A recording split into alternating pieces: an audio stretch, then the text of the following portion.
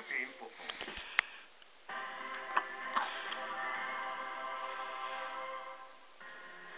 How does he do it?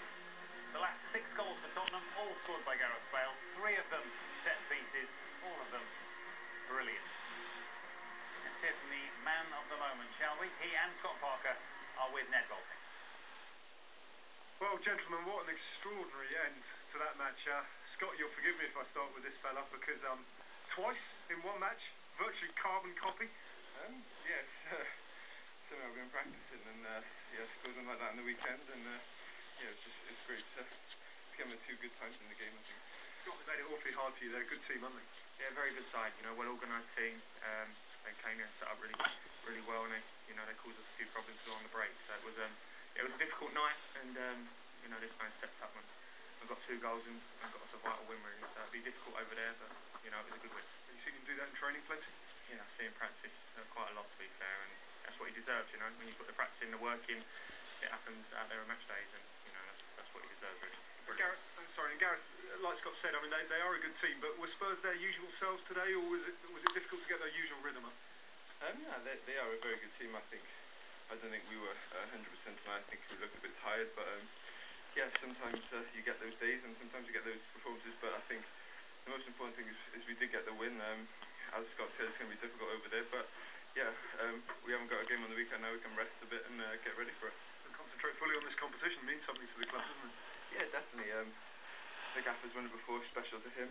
Club's won it before, special to the whole team, and yeah, we're taking it serious as we showed tonight with the team out there. Wilson, Scott, Gareth, thanks very much. Don't think Spurs fans will forget that night for some time to come. Well done both of you. Cheers. Three extraordinary goals, and we'll look at them all. You mentioned practice. If practice makes perfect, he must be doing a lot of practice, because that was nearly perfect. It's fantastic. Eric Cantona was the same at Leeds. Stayed by him 20 minutes, young boy, crossing the balls, and he just volleyed. So when it comes to the time where they volleyed, he trusted his kind of swing like a golfer. So the same thing in practice, you get that. I just thought it was 2 magnificent strikes, but saying that, it was the third and second best goal of the day. Yes, we'll get to the real extraordinary strike, but the winner, have to start with that, because it's just, I don't know what he's doing. He's obviously found some Ronaldo-like technique. We've seen it. It's definitely, as he says, it's from the training room. What I love here, the goalkeeper's centre-back's got some bit of specialised insight here. Thanks very much. No help whatsoever. The goalie's asked him if he wants, can I take over and go? Yeah, if you think it's that easy, he says, you put the gloves on and you stand here. But it is, I mean, Gordon mentioned Cantona, Beckham, all the time, free kicks after training, and that's clearly what he's been working at, and he's clearly been working at a new technique. We mentioned it at half-time, because we're looking at the goalkeeper thinking he surely should save that. Yeah. But the dip and the swerve on the ball is just making it impossible. It actually walks up to it as if it's going to be left to right. Yeah. It actually starts off left, it goes further left. Because the goalie's first movement for both of them is the wrong way, as it turns out, isn't it? So there must be something in that strike or the way his body shape is that deceives him. Definitely, and it's not lightning quick, so it's almost something on the pace of it. I don't know how he's lining the valve up, and the shape of his foot as he's running up, it's slightly side on. But it's fantastic technique, and it's a skill he's worked at, and the last 3 have gone in. Oh, he knows. I think he knows, doesn't he? That's the thing. What psychologist going to be working overtime on that goalkeeper for the next 3 or 4 games? I'd love to know what that centre-back said when he went back there. I'll tell you what he's going to do. He's going to hit it, and it might dip a bit. Oh, right, thanks. Yeah. And not the goalie probably saying to the centre-half about now in that dressing room. And listen, just for those that are confused, the next goal you're going to see is 1-0, because it's so similar to 2-0, or 2-1 I should say. A bit further out, of course, but I think the analysis will be the same again. yeah. You know, it'll be the same again, just a bit further out. The same approach to the ball, where you think left to right, okay, I've got that. There's a goal, and then it suddenly goes left, but it goes a wee bit further left, then dip. Make it even worse. You know, the interesting thing for the second one, slightly closer in, sometimes when it's got 35 yards, there's loads of time to get it up and down, but his free kick Saturday and the second one tonight, he had less distance to get it up and down and still managed to do it. There's a lot of dip, isn't there? The second one, the ball was in there about 5-6 feet.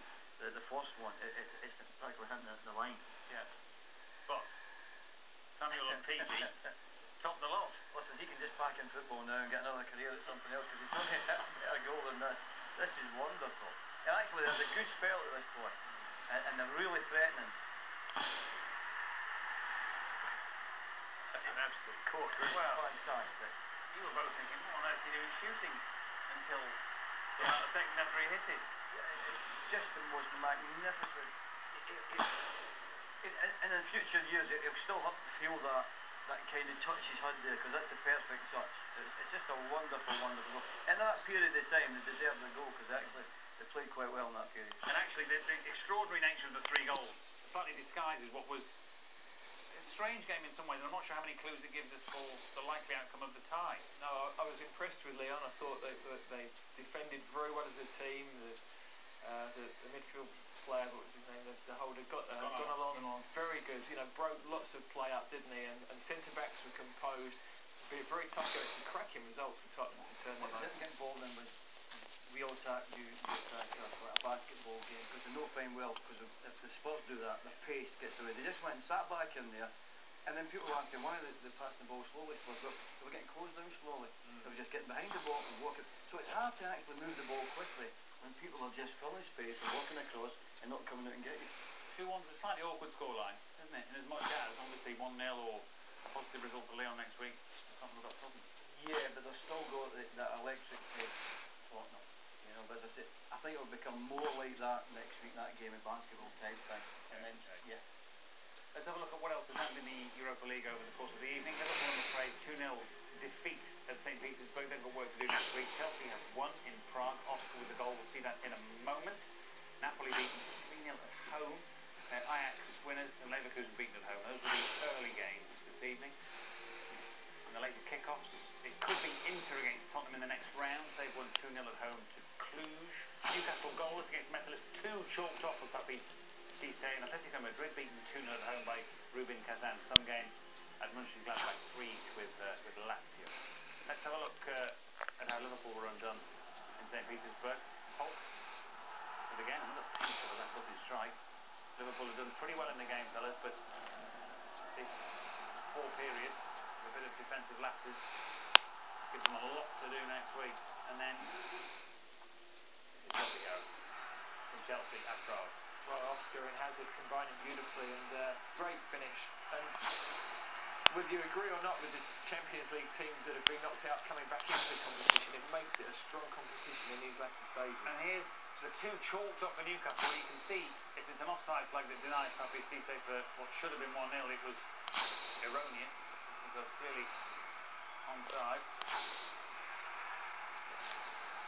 That wasn't given. Second one, I think, is tighter and possibly marginally offside by the time the ball's delivered. Yeah, perhaps just about the wrong side of the defender. Neither given, so they take the goalless draw for Ukraine next week. So That's not bad.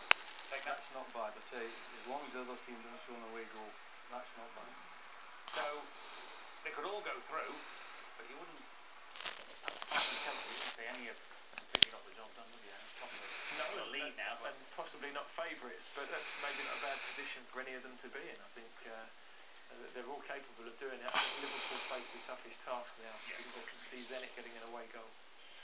thank you, boys. Gordon and Gareth, as always, an absolute pleasure. Before we go, then, let's have a look what comes next from ITV football-wise. Oldham Everton on Saturday tea time, 5:30. Your start from Boundary Park. That's on ITV, of course. And the next day, we have 2 live games for you. Chelsea, Brentford and Huddersfield, Wigan. All of that from 11:30 and then 3:30 on ITV on Sunday.